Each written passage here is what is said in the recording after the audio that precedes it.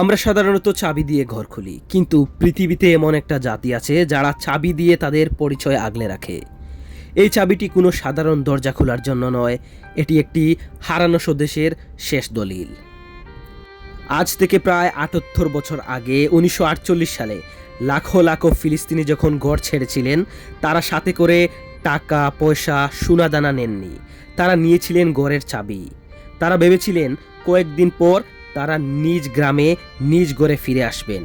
সেই থেকে আজও তারা শরণার্থী, কিন্তু চাবিটা আজও তাদের হাতেই রয়েছে।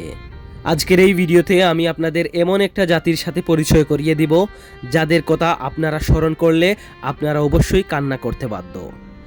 ফিলিস্তিনের ইতিহাসে চাবি, দ্য কে অফ রিটার্ন বা মিফতা, কেবল একটি দাতব বস্তু নয়, এটি একটি জাতির ঘরবাড়ি হারানোর বেদনা এবং ফিরে পাওয়ার অটল স্বপ্নের সবচাইতে শক্তিশালী প্রতীক।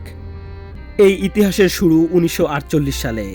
ইসরায়েল যখন নতুন রাষ্ট্র গঠন করে, তখন ৭,৫০,০০০ ফিলিস্তিনিকে তাদের ঘর থেকে বিতাড়িত করে।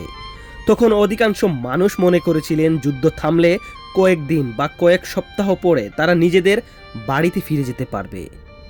ঘর ছাড়ার সময় তাড়াহুড়ো করে তারা সিন্দুক থেকে আলমারি না নিয়ে শুধু ঘরের মেইন দরজার চাবিটি সাথে নিয়েছিলেন। এটিই ছিল তাদের কাছে তাদের অস্তিত্বের শেষ প্রমাণ। সেই কয়েকদিন আজ কয়েক দশকে দাঁড়িয়েছে।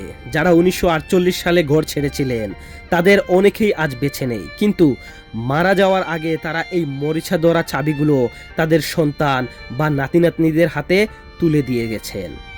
এটি এখন একটি পরিবারের উত্তরাধিকার। দাদা তার নাতিকে চাবি দিয়ে বলে যান, আমি ফিরতে পারিনি, কিন্তু তোমরা একদিন এই চাবি দিয়ে আমাদের সদর দরজা খুলবে। এই চাবিগুলো আধুনিক চাবির মতো ছোট নয়, এগুলো সাধারণত পুরনো আমলের বড় এবং ভারী লোহার চাবি। অনেক সময় এগুলো একটি সুতো দিয়ে গলায় ঝুলিয়ে রাখা হয়, যেন তা হৃদয়ের খুব কাছাকাছি থাকে। ইসরায়েল ফিলিস্তিন সংকটে চাবি হলো একটি নীরব প্রতিবাদ। এটি বিশ্বকে মনে করিয়ে দেয় যে ফিলিস্তিনিরা তাদের ফেলে আসা জমি বা ঘর কখনো ভুলে যায়নি। নতুন প্রজন্ম তাদের শেকড়ের কথা জানে। এটি কেবল একটি হারানো ঘরের চাবি নয়, এটি একটি হারানো স্বদেশের চাবি। ১৯৪৮ সালের সময়ে তখন অনেকেই দুপুরের রান্না করছিল, কেউ বা রুটি সেঁকছিল। হঠাৎ যখন গ্রাম আক্রমণ করা হয়, তারা চুলা জ্বলন্ত অবস্থায় রেখে ঘর থেকে বেরিয়ে যায়। অনেক বৃদ্ধ মানুষ আজও সেই গন্ধের কথা মনে করেন। তারা বলেন, চাবিটা তো আমার কাছেই আছে, কিন্তু আমার সেই জলপাই তেলের ঘ্রাণ আর তন্দুরে ফেলে আসা অর্ধেক সেকা রুটিটা কি আজও সেখানে আছে? তারা ঘর ছেড়েছিল এক কাপড়ে, কিন্তু ফেলে এসেছিল এক জীবনের অম। যখন বাড়িঘর ছেড়ে ফিলিস্তিনিরা রিফিউজি ক্যাম্পে চলে যাচ্ছিল, তখন অনেক বৃদ্ধ মানুষ তাদের বাগানের বা বাড়ির উঠোনের এক মুঠো মাটি রুমালে বেঁধে নিয়ে এসেছিলেন। তারা যখন বছরের পর বছর ক্যাম্পে থেকে মারা যাচ্ছিলেন, তখন তাদের শেষ ইচ্ছা ছিল, আমি তো ফিরতে পারলাম না, আমার কবরে আমাদের দেশের সেই এক মুঠো মাটি ছিটিয়ে দিও। যাদের কাছে দেশ নেই তাদের কাছে এক মুঠো মাটি হলো আস্ত একটা পৃথিবী। চাবিটা এখন মরিচা ধরা, মাটিটা হয়তো ধুলো হয়ে গেছে, কিন্তু ফিলিস্তিনের কাছে একটা জিনিস আজও মরেনি, তা হলো আশা।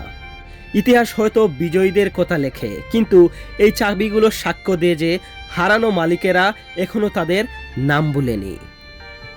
ইসরায়েল ভেবেছিল পুরনো প্রজন্ম মারা গেলে নতুনরা সব ভুলে যাবে, কিন্তু তারা ভুল ভেবেছিল। আজ ফিলিস্তিনির প্রতিটা ঘরে চাবিটা কেবল একটি স্মৃতি নয়, এটি একটা জেদ। এটি প্রমাণ করে যে যার কাছে চাবি আছে, মালিকানা তারই। ইতিহাস হয়তো মানচিত্র বদলে দেয়, কিন্তু মানুষের হৃদয়ে থাকা দেশের নাম বদলাতে পারে না। ফিলিস্তিন কোনো ভূখণ্ডের নাম নয়, ফিলিস্তিন একটা অটল বিশ্বাসের নাম। চাবিটা আজও তাদের পকেটে, আর ফেরাটা স্বপ্নটা আজও তাদের চোখে। ইনশাআল্লাহ একদিন দরজাটা খুলবে। এরকম ভিডিও পেতে অবশ্যই চ্যানেলটা সাবস্ক্রাইব করে রাখুন। আর ফিলিস্তিনের পক্ষে যদি আপনার একটা আওয়াজ উঠে, তাহলে এই ভিডিওতে একটা লাইক এবং কমেন্ট করে যাবেন।